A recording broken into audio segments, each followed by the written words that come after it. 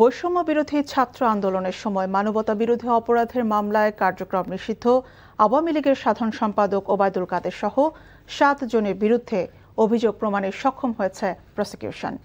এমন দাবি করে আসামিদের সর্বোচ্চ শাস্তি চেয়েছেন ট্রাইব্যুনালের চিফ প্রসিকিউটর আমিনুল ইসলাম। সোমবার এক প্রশ্নের জবাবে তিনি বলেন, শেখ হাসিনা ভারতে কোন স্ট্যাটাসে আছেন তা এখনও জানে না বাংলাদেশ।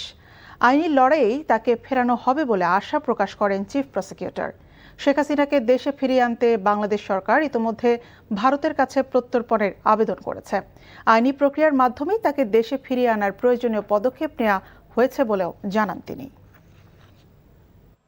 দীর্ঘদিন পলাতক থাকার পরে দেখেন, আন্তর্জাতিক অপরাধ ট্রাইব্যুনাল এই জুলাই আন্দোলনে তাদের একটি বড় ভূমিকা ছিল এবং তাদের ভূমিকার কারণে 1400 লোক শহীদ হয়েছে, প্রায় 30,000 লোক পঙ্গুত্ব বরণ করেছে।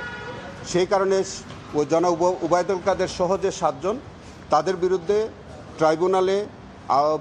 ট্রাইব্যুনালে পর্যাপ্ত সাক্ষ্য প্রমাণ উপস্থাপন করা হয়েছে এবং আমরা বিশ্বাস করি যে তারা যে অপরাধ করেছে সেই অপরাধের দায় তাদেরকে নিতে হবে এবং সেখানে ট্রাইব্যুনাল তাদেরকে সর্বোচ্চ শাস্তি দিবেন বলে আমরা প্রত্যাশা করি।